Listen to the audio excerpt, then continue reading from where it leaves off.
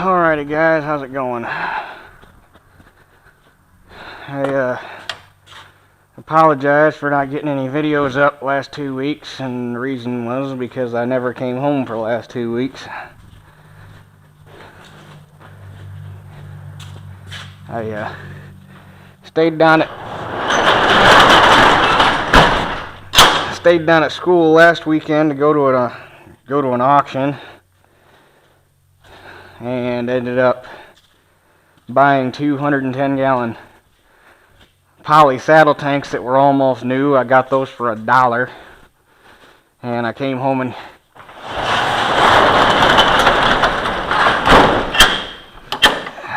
came home and looked up on the internet how much they cost new, and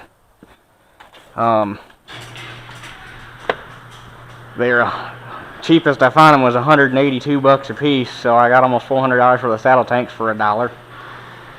And then this Thursday, I was at a pawn shop down in Lafayette and found that Snap-on 7-drawer roll around, and then a Snap-on chest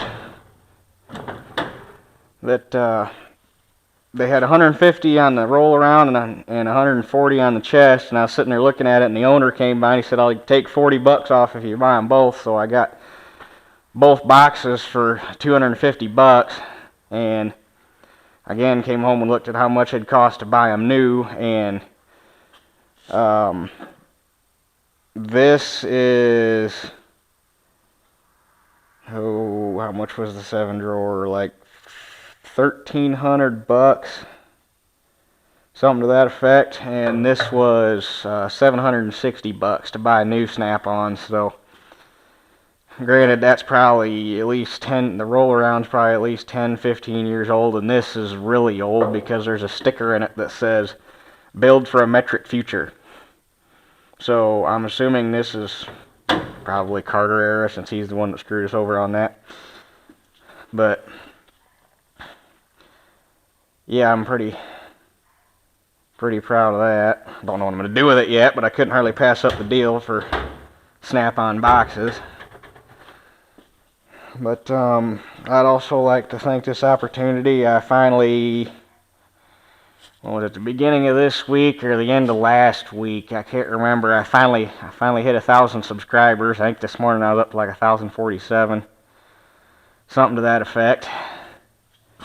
So I thank everybody that is subscribed. If you found my channel, you done it on your own, because I don't really do anything to... You can pay to advertise your channel, but this is a low budget production, so like I say, if you found this channel, you found it on your own, and I appreciate you subscribing. Although with the price of fame, you also start getting some stupid people showing up. Or would have been, I think, Tuesday, or yeah, it was Tuesday morning, or no, Monday morning, sorry. Monday morning, I had a guy, and normally I wouldn't name names, but this comment was so idiotic that I'm going to go ahead and do it. The guy's name was Indiana Malt. He commented on the video, and I'll tell you what, since I'm in here, I'm just going to sit on the tractor and talk for a spell. He commented on the first video I put up of running beans with the 525 this year. I titled it, I think it was Guess What Time It Is. He commented on there, "I'm glad I don't have to harvest my crops with that piece of shit." Naturally, I was a little hot, because yeah, my equipment's older than dirt, and most guys wouldn't even consider farming with it anymore, but I'm really proud of the stuff I got, and the fact that most of it's 40+ years old and still kicking and doing a job that it was never actually intended to do in some cases. So this guy makes that comment, and I respond to him. I can't remember what I said anymore. I was kind of disappointed, because I was it turned into a whole 11 comment long conversation, and he got stupider and stupider as he went. And basically what he wanted to turn it into is a size contest, because apparently he was too he didn't realize that I only farmed 70 acres.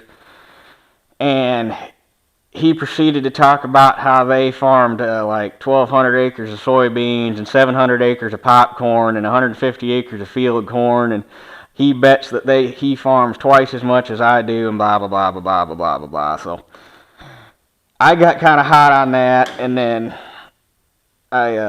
he didn't respond till Tuesday night, and Cody and I were sitting down there in the apartment making dinner, and I bring my laptop out and show that to him, and he got mad because he farms with the same kind of stuff I do, just blue and red version of it.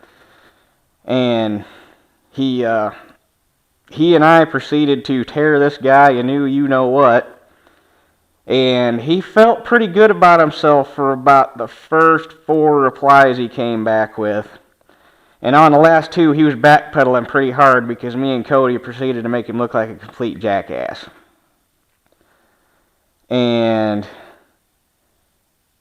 I was really hoping to, I was going to leave the comments up on the video, and I was going to go through, and I was actually going to make a video, go through and show you guys the story and put a link up and everything so you could read just how much of an idiot this guy really was. But then I went back Tuesday afternoon to do the video, and he had actually deleted his comments. So, but the funny thing was, he subscribed to my channel. And this is one case where I wish that you could select who subscribes to you, because I would kick him off my channel because I really have no desire for people like that to be hanging around, but I guess what can you do? So we'll see if he makes any more stupid comments on anything, and if he does, I'll be sure to let you guys know, because I have no respect for people like that. But regardless, while I'm in here, Michigan Farming noticed the old girl sitting over here in the corner and asked me to do a video on it, and I told them I was hoping I was going to get 1,000 subscribers in time to get this old girl out, and I was going to take a video of driving it around and stuff so you could see it. But well,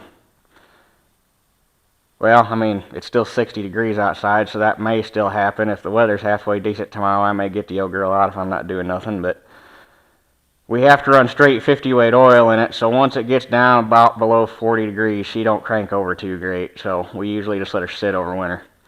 But it's a 1937 Hart Par 70 on full steel. It's more just a paint job. Dad bought this from a guy he used to work with, and he repainted it, but he didn't really do any motor work, which is kind of understandable because he bought this back in the 90s when antique tractor collecting was just kind of getting rolling. And this has a 6-cylinder Continental in it that's very hard to find was very hard to find parts for. It's still not easy to find parts for, but it's easier thanks to the internet and stuff. So it runs good, but the motor's tired and she needs an overhaul. And when we bought it, it was painted wrong. The wheels were painted red, and which was incorrect up and from when they started building them in 35, 36, 37, 38, 39, 40. When did they go to red wheels?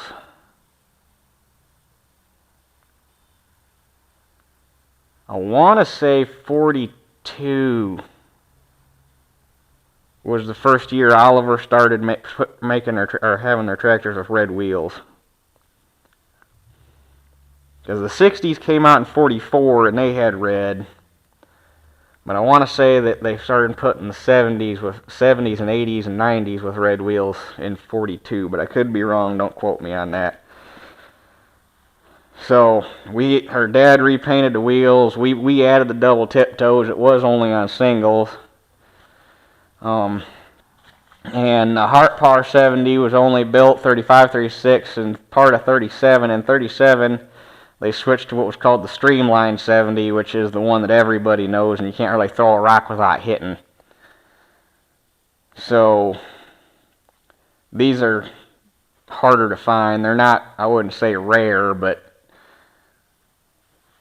finding them in any kind of condition is getting harder and harder to do.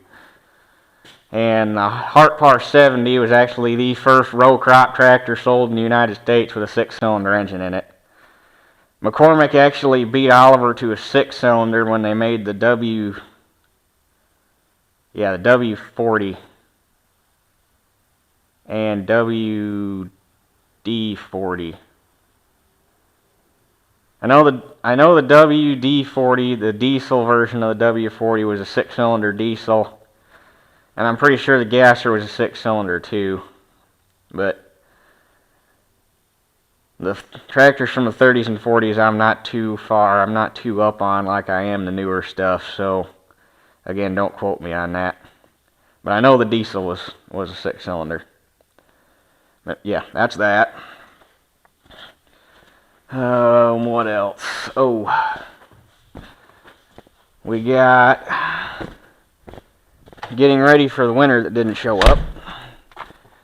We have, Dad bought a heat houser for the 1800 side entry. And I'm going to tell you, if anybody on here's got an 1800 or a 1750 or an 1850 that they want to get a heater houser for, Femco only had 12 of these left when Dad ordered this one, and they're discontinuing them. So when the stock runs out, they're done. So if you want one, call out there and get one coming. But this is the tractor we're going to use to blow snow with this winter, if it ever comes. And I got the wood chipper ready this morning to start cleaning fence rows. Spent the morning servicing chainsaws to start cleaning fence rows. Actually went over and cut for about an hour, but it wasn't anything worth taking video of, so I didn't even bother screwing with it. So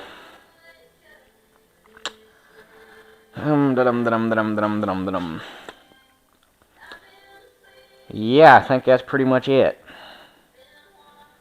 I just wanted to thank you for 1,000 subscribers, and here's to the next 1,000, hopefully. And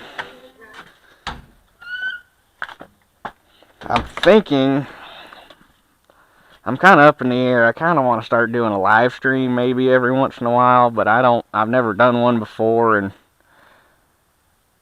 I've like watched other people's, and the commenting is kind of weird, and I don't know. I guess let me know in the comments if that's something you guys would be interested in me doing. Maybe I'll probably end up doing it down at school when I'm bored anyway, so maybe it's something I can get Cody and Corey in on it too, and we can just sit around and shoot the shit for a while. I don't know. But yeah, so let me know in the comments if you want me to start doing that.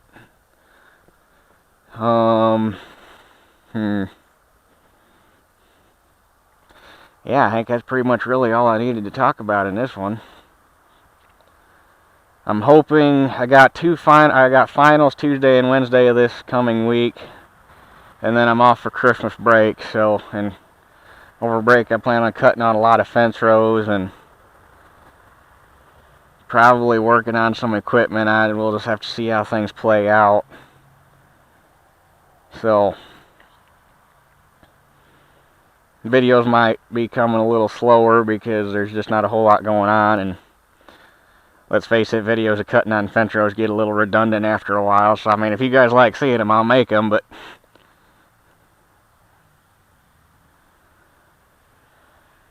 so again, thank you for subscribing, and tell your friends, and yada yada yada, and I guess we'll catch you on the next one.